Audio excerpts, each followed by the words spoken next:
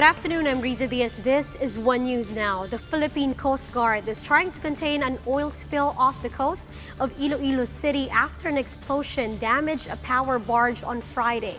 Now, around 40,000 liters of bunker fuel has leaked from the power barge and spread to an area that could be as big as 1,200 square meters. Now, the Coast Guard had been scooping bunker fuel since yesterday while spill booms were laid out around the barge. Now, the said barge is owned by AC Energy Corporation. Now, with that, joining us on the line is Iloilo City Mayor Jerry Treñas. Good afternoon, Mayor. Maayong hapon. Maayong hapon, Casey, and maayong hapon to all our televiewers. Mayor Jerry, first, we'd like to know, and can you please illustrate to us the extent of the damage of the damage of the oil spill? The estimate is about 48,000 liters of bunker fuel. And the total area of the oil spill is about 1,200 square meters. We are coordinating now with the Philippine Coast Guard. They have initially deployed some oil spill boom, but skimmers and absorbent pads. But I think we need more of this because when there was high tide last night, some of the oil, bunker oil, leaked and went to the barangays. At the moment, we have several families already in the evacuation center. The owner of the power barge is one of the corporations of Ayala. And the president already called me that they are going to give assistance to the evacuees. As a matter of fact, they went to the Barrio Obrero Elementary School, where we already have the evacuees total of 91 families and 321 individuals. Food is being prepared for our evacuees, water, and all the other necessities like sleeping mats and other hygiene kits are also being prepared.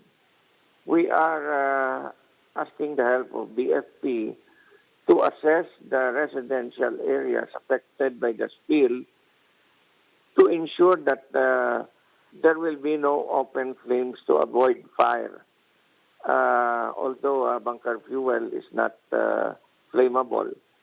The problem is really the very strong odor coming from the bunker fuel.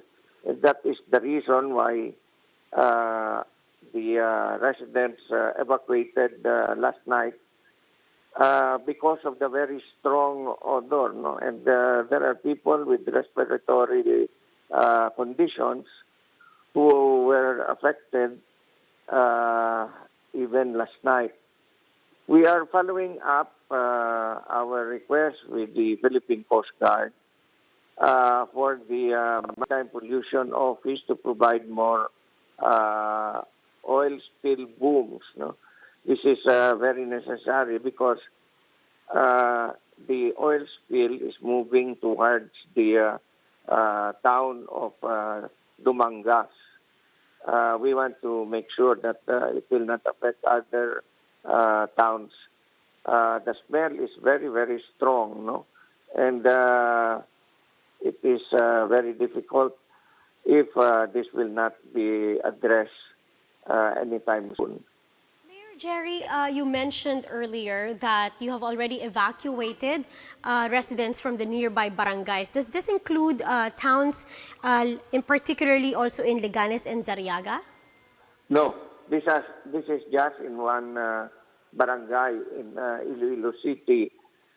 You know, the power barges are docked near one of our barangays. and that is Barangay Barrio Obrero.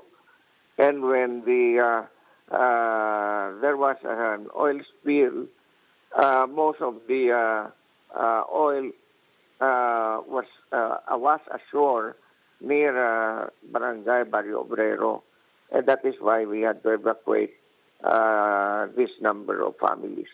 Mayor, you also mentioned that you were able to speak rather to the owner of the barge.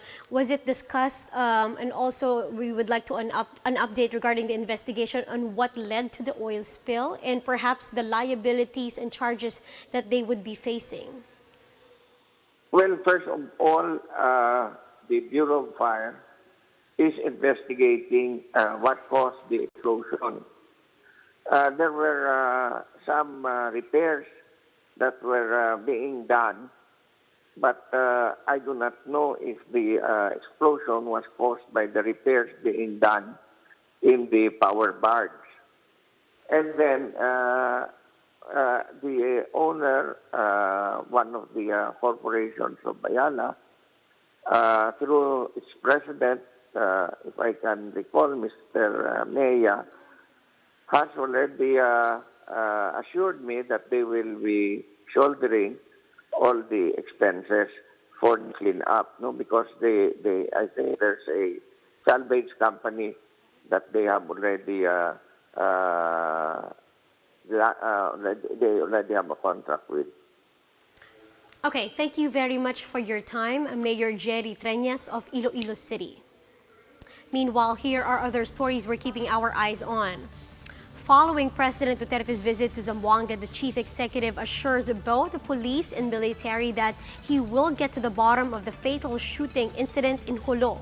Duterte also asked for understanding, saying he does not want to see friction between the armed forces and the PNP.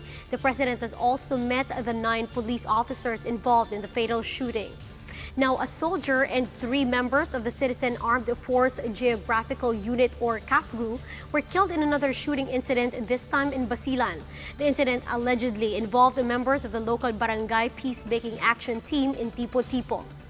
And a group of lawyers has filed a petition challenging the constitutionality of the Anti-Terror Law before the Supreme Court. The group, led by Professor Howie Calleja, is also praying for the urgent issuance of a temporary restraining order and preliminary injunction to halt the implementation of the newly signed law. Now, for more updates, follow News 5, the Philippine Star, and Business World online. You may also visit our website, onenews.ph, for a more in-depth analysis. And also catch One News on Signal Play app. Register for a free account now at www.signalplay.com and stream One News live anytime, anywhere. I'm Riza Diaz. We are One News.